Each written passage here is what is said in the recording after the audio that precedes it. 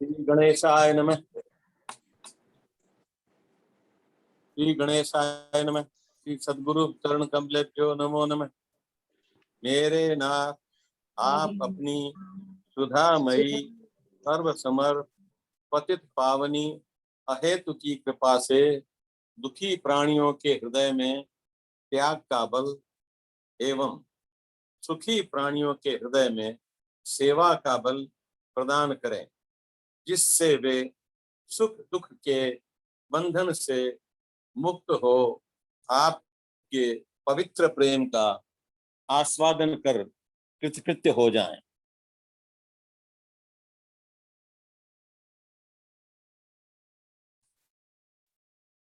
इससे पहले गीता पर हमने ये किया था कि मन का कोई स्वतंत्र अस्तित्व नहीं होता। हम अपनी इच्छाओं और कामनाओं के द्वारा ही मन का निर्माण करते हैं और मन उसी में उलझ जाता है। मन तब बिल्कुल शांत हो जाएगा हमारी कामना जिस दिन शांत हो जाएगी। तो ये हमने पहले बात कर चुके हैं और इसके आगे भी हमने बात करी थी कि यो माम पश्यन्ति सर्वत्र सर्वम में पश्यति तस्याहं प्रणश्यामि सहचैन पृच्छते। जो सब जगह मुझे ही देखता है और सब चीज को मेरे में देखता है, उसको मैं कभी छोड़ता नहीं। वो उसका कल्याण निश्चित है। ये हम बात कर चुके हैं, उसी थोड़ा दोहरा रहा हूँ, बीच में एक दिन गैप हो गया इसलिए।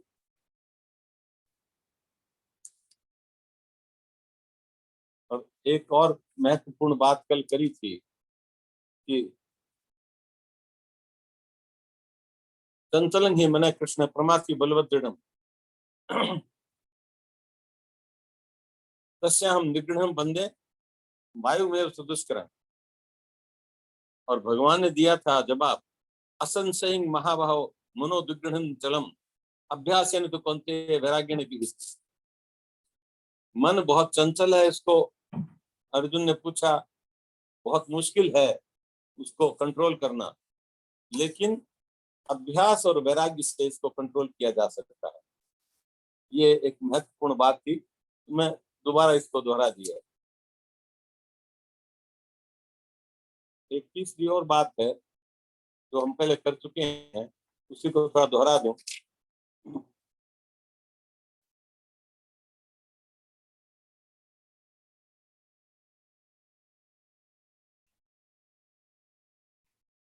जो आदमी साधना पूरी किए बिना साधक है, साधना में लगा हुआ है, साधना पूरी किए बिना जिसका शरीर छूट जाता है, क्या उसकी साधना का नाश हो जाता है? ये अर्जुन ने पूछा था।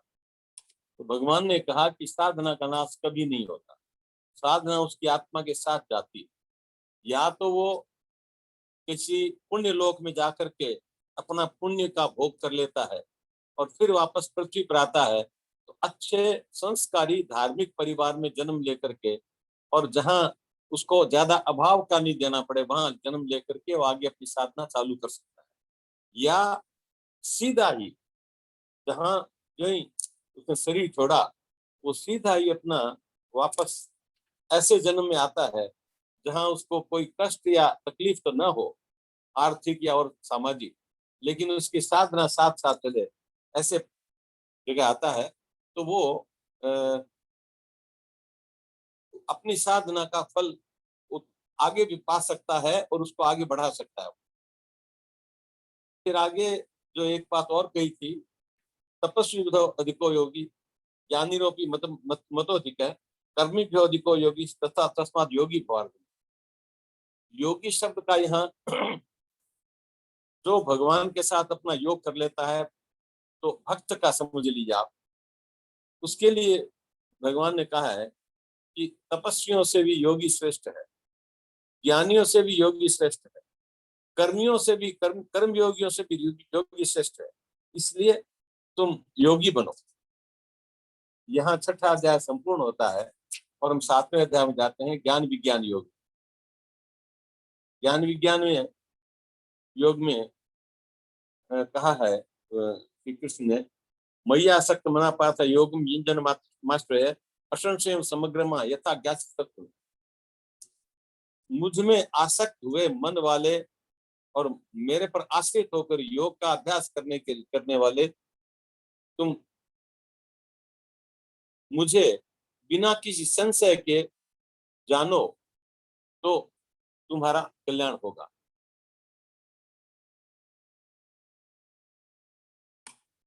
हजारों मनुष्यों में एक आदमी होता है जो साधना की तरफ गति रखता है। बाकी सब साधना का कोई वास्तविक साधना नहीं होता। बाकी सब संसार की प्राप्ति के लिए कुछ न कुछ साधना करने का वो आता है। इसका आगे आएगा, इसमें वो करते रहते हैं। और वो नहीं करके जो मेरे लिए ही साधना करे वो हजारों लोगों में एक होता है। और जो होते हैं जो इसमें प्रयास करते हैं उनमें भी कोई बिरला ऐसा होता है जो मुझे तत्व रूप में जानता है।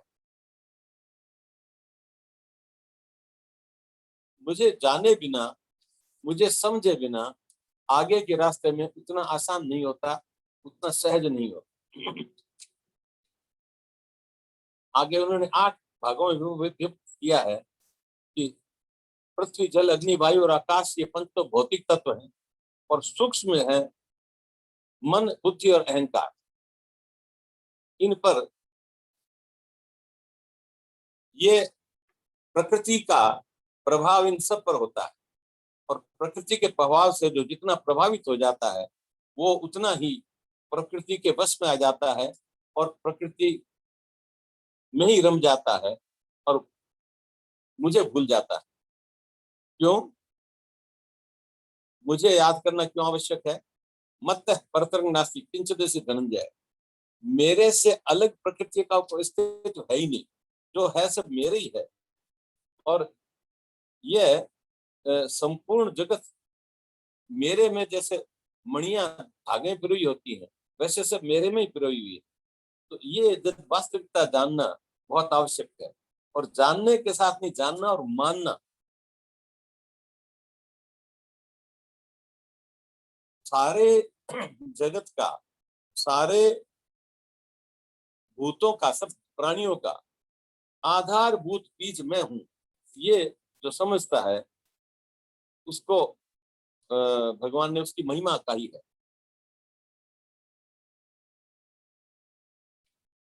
बलवान का, ज्ञानवान का, सबका उन्होंने आगे लिखा है कि इन सब में मैं ही हूं।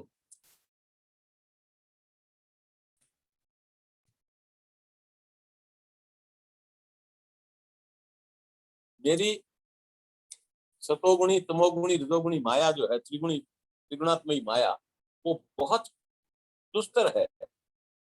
जो मेरी शरण में आता है वही उस माया से पार पा सकता है, वरना उससे पार पाना बहुत मुश्किल होता है।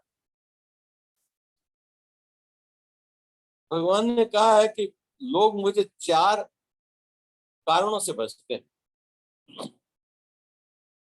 अर्थार्थी, जिज्ञासु, ज्ञानी और आर्थ। ये एक महत्वपूर्ण बात है।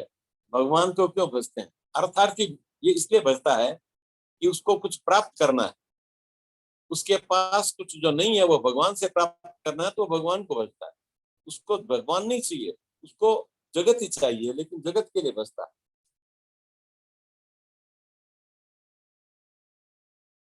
जिज्ञासु भगवान के बारे में जानकारी करने की उसको उत्कंठा रहती है, जिज्ञासा रहती है, वो उसके लिए भजता है कि मेरी जिज्ञासा पूर्ण करो।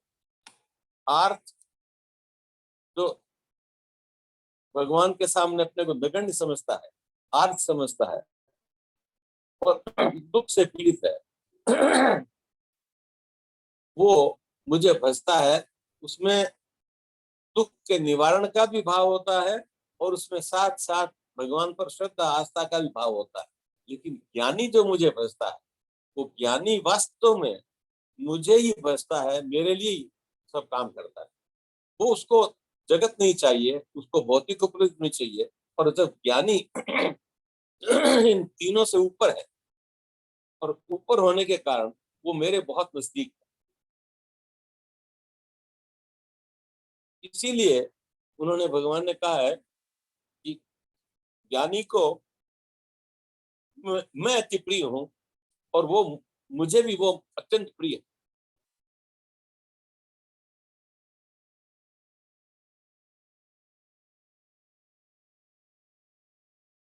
अनेकों जन्मों में कभी ऐसा मौका आता है जब ये ज्ञान आता है, जब ये बोध आता है आदमी के मन में कि मैं भगवान का भजन करूं, ये जगत सब प्रभु का रूप है, इसको प्रभु के रूप में देखो। और जब ये आता है तो मुझे प्राप्त करने के नजदीक आने लगता है। लेकिन ऐसा महात्मा बहुत दुर्लभ है। कुछ लोग जो मुझे भजते हैं, अर्थार्थी जिसको पहले कहा गया है, उनका भगवान ने कहा उनका ज्ञान हर लिया गया है। वो भौतिक साधन के लिए ही मुझे भजते हैं और अलग अलग देवताओं के रूप में भजते हैं। लेकिन मैं जो जिस तरह भजता है उसकी कामना उसी रूप में पूरी करता हूँ, उसी देवता के प्रति उसी श्रद्धा में कम नहीं होने देता। वो अपनी श्रद्धा से भजे, कोई दिक्कत नहीं। लेकिन जो श्रद्धा युक्त होकर मुझे भजता है, मेरे किए हुए विधान को बहुत प्रसन्नता के साथ झेलता है, वो जगत भी पा जाता है और ये मुझे भी पा जाता है।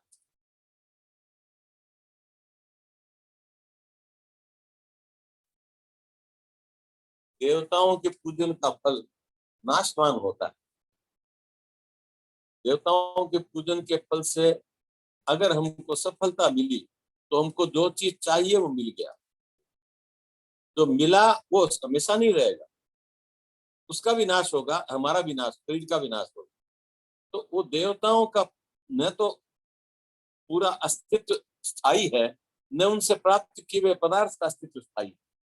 इसलिए वो देवताओं को पूजने वाले जो अर्थार्थी हैं, उनके लिए उनका काम पूरा होता है देवताओं के रूप में, लेकिन वो मुझे नहीं प्राप्त कर सकते।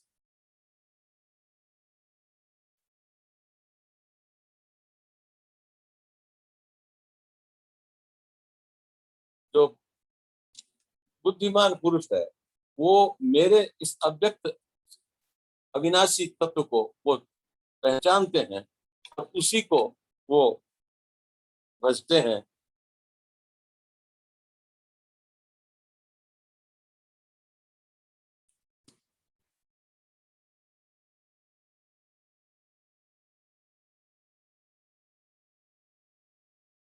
कृष्ण ने कहा है, मैं जो पहले हो गए हैं, जो अभी हैं और जो इसके बाद होने वाले हैं, इस संसार में जितने भी होने वाले हैं सबको मैं जानता हूँ,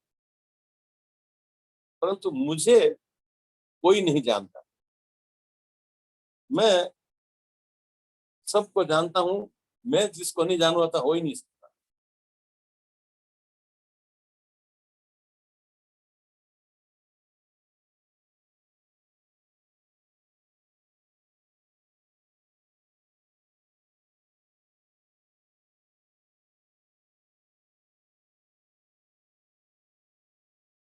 बुढ़ापा, मरण और मोक्ष सब मेरे आश्रित है।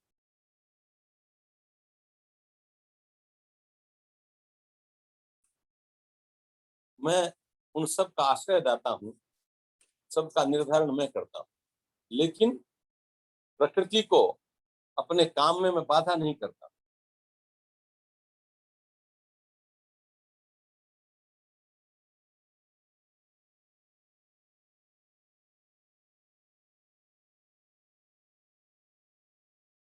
ज्ञानी पुरुष अधिभूत, अधिदेव और अधियज्ञ, इन तीनों को भेद समझते हैं और उन तीनों के भेद समझने से मेरा स्वरूप समझ में आ जाता है। अधिभूत भौतिक जगत, अधिदेव इंद्रियां, मन, बुद्धि, इसकी कार्य प्रणाली, अधियज्ञ,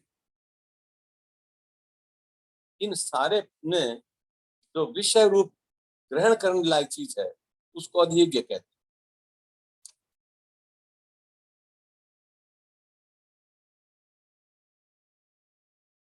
अब यहाँ 7वां अध्याय समाप्त होता है। मैं थोड़ा तेजी से चल रहा हूँ इसमें।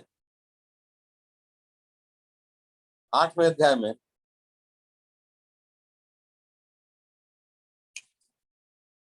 एक बहुत महत्वपूर्ण बात कही है भगवान ने, आगे आएगा बताऊंगा मैं। ये शुरू से इसमें यही है। अर्जुन ने पूछा है कि ब्रह्म क्या है, आध्यात्म क्या है, कर्म क्या है, अधिभूत नाम से क्या कहा गया है, अधिदेव नाम से क्या कहा गया है, अधियज्ञ कौन है और शरीर में कैसे है, इसका मुझे पूरा बताइए। यहाँ स्पष्ट किया गया है, अक्षर अक्षर है ब्रह्म परम, स्वभाव अध्यात्म उच्चते। जो अविनाशी है वो ब्रह्म है, अपने स्वरूप का ध्यान आध्यात्म,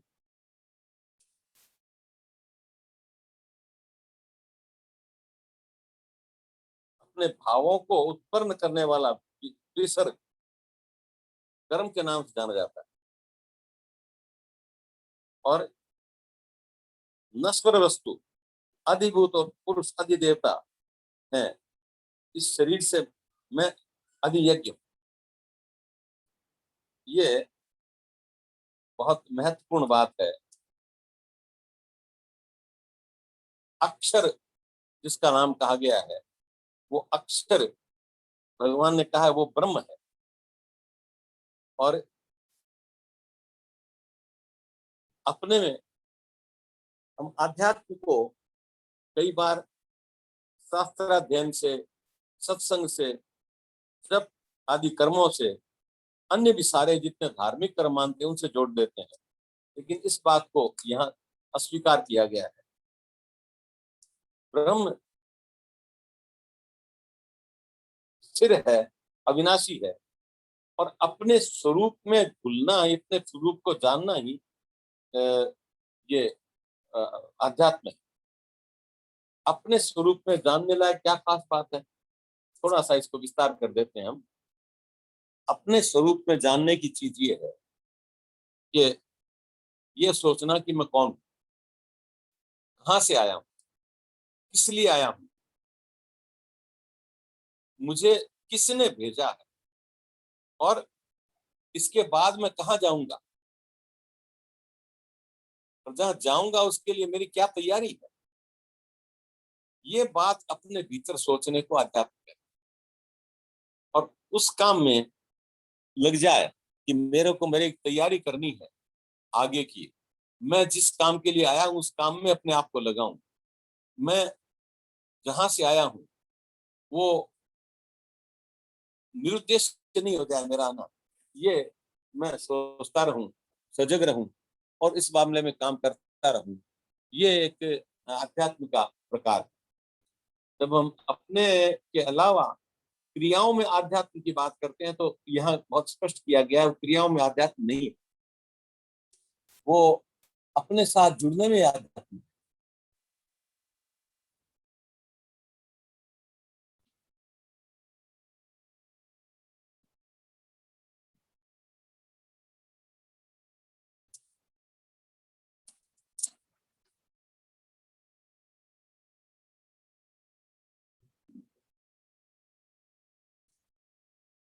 भगवान ने कहा है जो मेरे को स्मरण करते हुए शरीर को त्यागता है वो निश्चय उसका कल्याण होता है।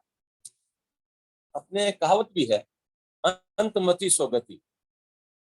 अंतमति का मतलब है अंत में जो भाव आता है उसी के हिसाब से कर अपना पुनर्जन्म होता है। एक कहानी मैंने पहले सुनाई थी, वो किसी संत के मुंह से सुनी हुई है कि एक सिद्ध महात्मा थे। तो चेलों ने कहा महाराज जब अंत समय आने लगा कि महाराज आपका कल्याण हो जाएगा, तो हम सबको पता कैसे पता लगेगा? उसने कहा आकाश में ढोल बजेंगे, बाजे बजेंगे।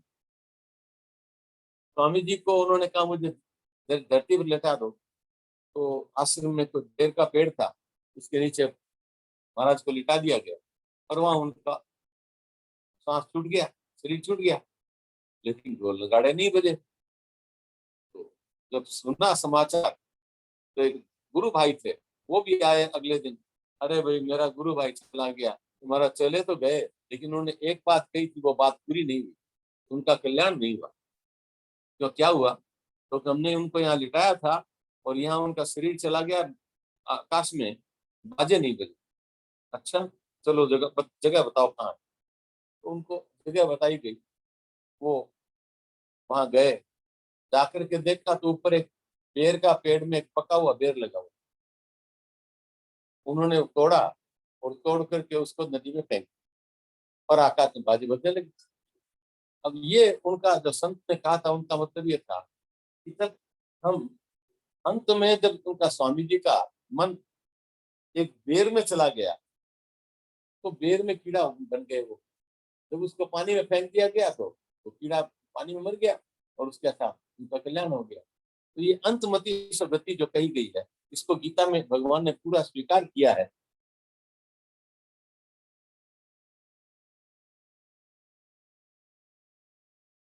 ये दोबारा इस बात को अगले श्लोक में फिर दोहराया गया है कि जो जिस मति के साथ अंत काल में अपना शरीर छोड़ता है, वो उसी मति के रूप में अगला जन्म पाता है।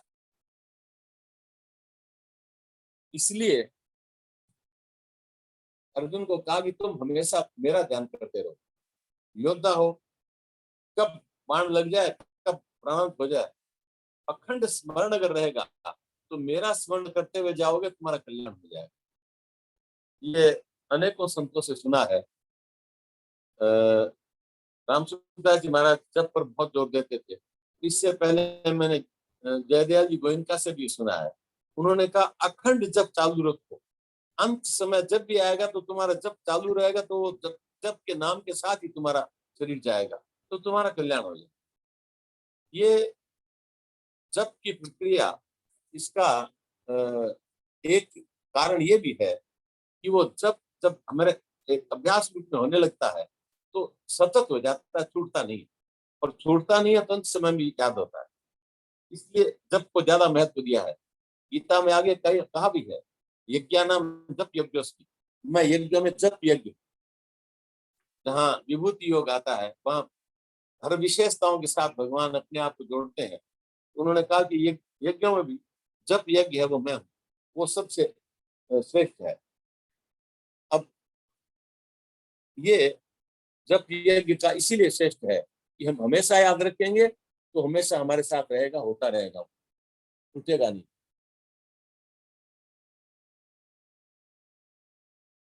इस अभ्यास के कारण चित्त जो है अन्यत्र नहीं जाता, और जब सिर्फ मेरे ही नाम में लगा रहता है, तो वो मुझे प्राप्त कर लेता है, उसमें कोई संशय नहीं।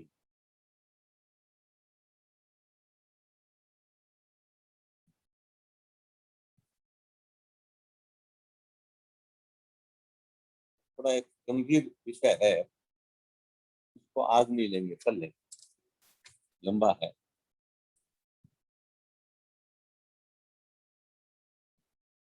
एक तरीका भी बताया है, अंत काल में योग बल से प्राण को भ्रिकुटी के बीच में अच्छी प्रकार स्थापित करे और निश्चल मन से भक्ति युक्त होकर उस परम दिव्य परमात्मा को याद करे, तो वो उसका कल्याण निश्चित है। तो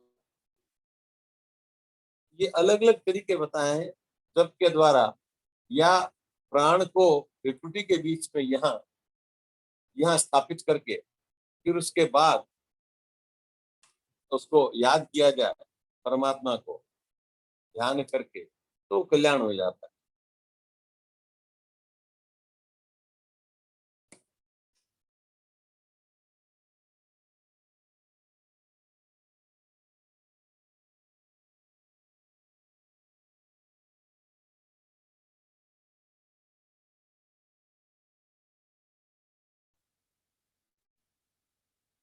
आज मैं अभी देख रहा हूँ, पहले गीता देख नहीं पाया, सिर्फ देख रहा हूँ कोई चीज छूट नहीं गई।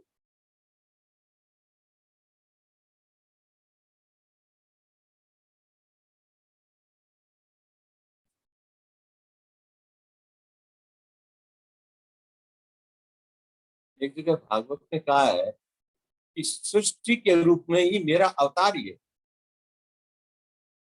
अद्यो अवतारो यत्रासो भूतग्रामो विभक्त विभव्यते, ये भागवत का कथन है।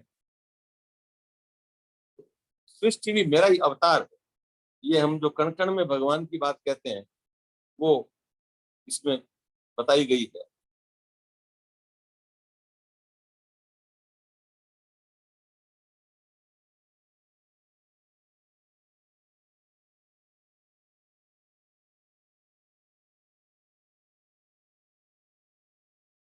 मेरे ख्याल से आज हम काफी तेजी से चले हैं। अब कोई शंका हो, कोई प्रश्न हो तो बात हो जाए, आगे नहीं जाकर के हम इस पर बात करें ज्यादा।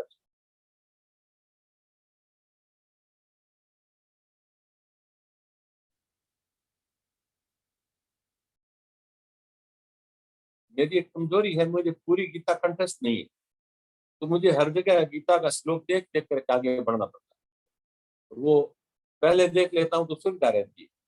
हर श्लोक में इतना नहीं करके मैं वही श्लोक बताना चाहता हूँ जो उपयोगी हो। कुछ श्लोक ऐसे भी हैं जो शायद सभी मान्यताओं वालों के लिए उपयोगी ना हो, पर गीता की एक विशेषता है, उन्होंने सभी मान्यताओं वालों को कुछ न कुछ इंगित किया है, उससे ही रास्ता बताया। इसमें आगे एक जो गीता में कहा गया है कि त्रय योगस्त्रया मया प्रकृता त्रीणि श्रेय उदित से ज्ञान कर्म से भक्ति नोपायो नास्ति कुत्र। ये एक महत्वपूर्ण बात। तीन ही रास्ते सही है और ये तीनों बिल्कुल सही रास्ते हैं, इनमें कोई कम ज्यादा नहीं। एक ज्ञान योग है, कर्म योग है, भक्ति योग। अब ज्ञान योग, कर्म योग, भक्ति योग को थोड़ा थोड़ा हम पहले कर भी चुके हैं बात। ज्ञान योग के बारे में दूसरे अध्याय में हमने काफी ज्ञान योग के बारे में देखा है। कर्मयोग तीसरे अध्याय में कर्मयोग और चौथे अध्याय में भी कर्मयोग के बारे में बात करी है। और अब चौथे अध्याय से थोड़ा ज्ञान योग साथ जोड़ दिया है और भक्ति योग के साथ, और भक्ति जुड़ते ही वो थोड़ा और उसका अलग हो गया। भक्ति का पिताजी महाराज से सुना है, वो कहते थे कि भक्ति के क्रम होते हैं। एक क्रम होता है भगवान मेरे, फिर मैं भगवान का हूं, सब कुछ भगवान का ही है, भगवान ही सब कुछ। और भगवान सब होने के बाद जब ये बात स्वीकार कर ली जाती है भाव के रूप में स्पष्ट रूप से, तो फिर उसके बाद सब में भगवत दर्शन होने लगता है। फिर भक्ति सद जाती है। फिर उसके बाद भक्ति में आगे जो पूर्णता है वो प्राप्त हो जाती है। और कर्मयोग के लिए वो कहा करते थे कि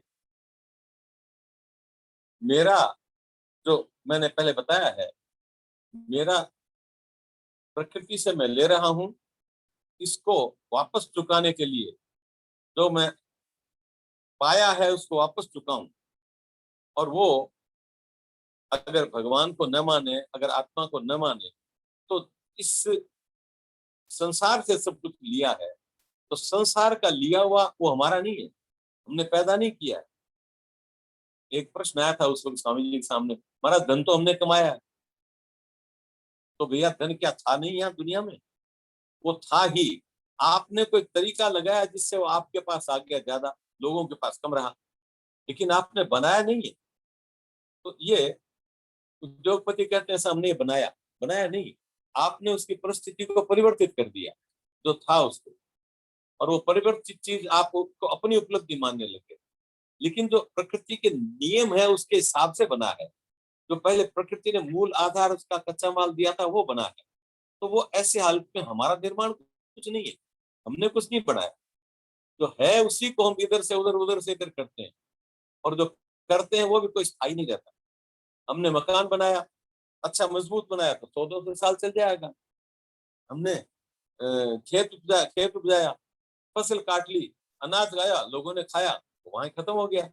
तो अलग अलग हमारे जो क्रियाएं हैं, उनकी स्थायित्व भी उनकी आधार पर निर्भर है, लेकिन पूर्ण है, सभी अस्थायी है, सब कोई स्थायी पूरी नहीं है कुछ।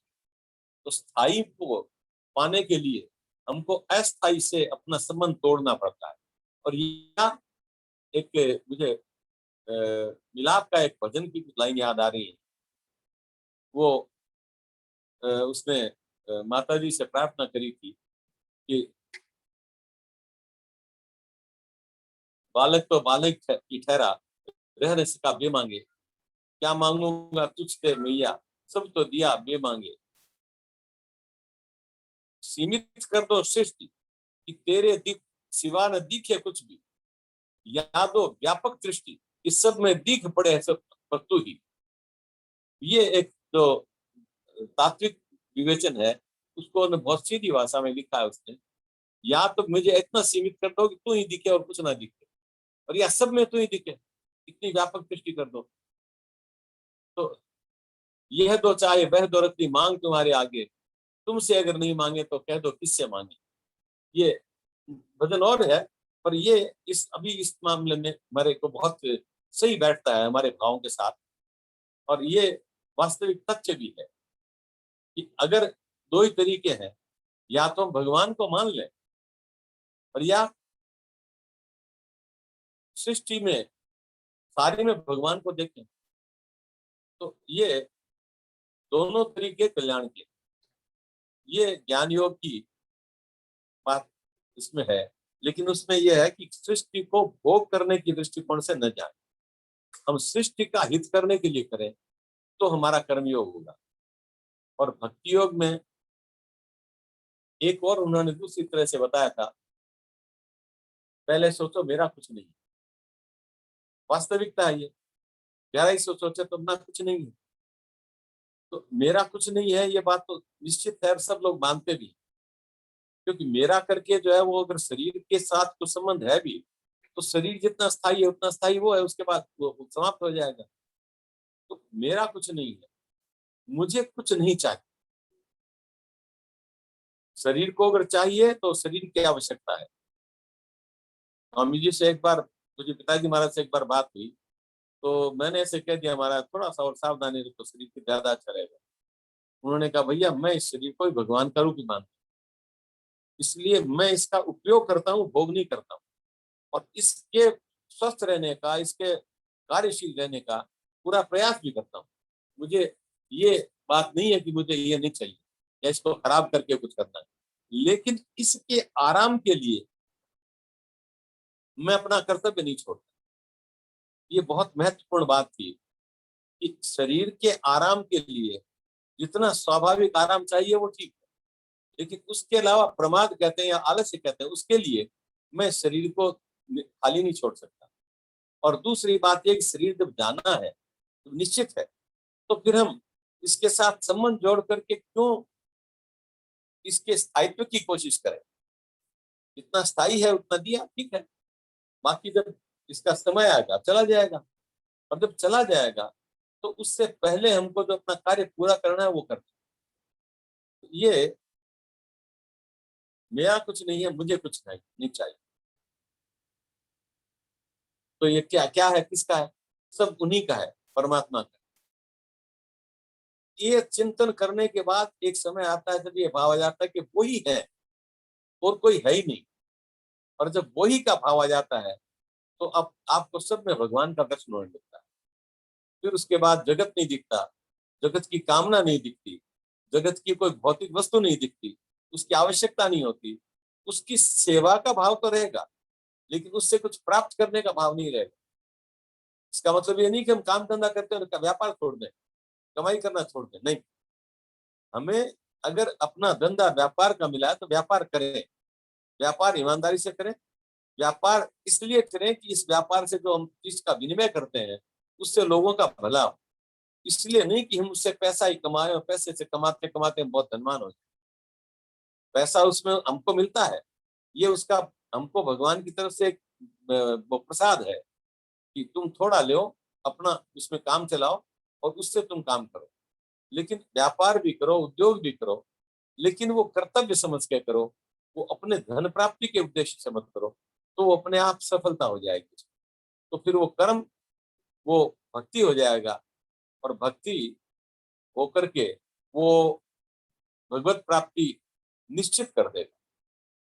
समय हो रहा है अब, और आगे मैं नया प्रश्न नहीं छेड़ूंगा। मेरे विचार से 3 मिनट बाकी है। हाँ, तो इस सीढ़ी को याद रखो, मेरा कुछ नहीं है, मुझे कुछ नहीं चाहिए, ये सब भगवान का है, और ये भगवान का ही रूप, और एक भगवान ही है जो मेरे है। ये सीढ़ियां हैं भक्ति योग की, जो कर्मयोग से शुरू होती है, ज्ञान योग पर जाती है, फिर भक्ति योग पर पूर्ण होता है। स्वामी जी कहते थे एक सर्कल बनाओ, एक वृत्त बनाओ, उस वृत्त में 3 जगह कर्म लिख दो, एक ज्ञान लिख दो, एक भक्ति लिख दो। अब कहीं से चलोगे तो बाकी तो आना ही पड़ेगा। आप कर्म से शुरू करो तो ज्ञान योग अपने आप आएगा, भक्ति योग उसके बाद अपने आप आएगा, और जहां आने में बाधा होगी तो भगवान देंगे उसको, भगवान उसके लिए सुविधा देंगे, हमको सजग करके देंगे। एक उद्धव जी का चरित्र आता है, बहुत जल्दी से बता देता हूँ। उद्धव जी को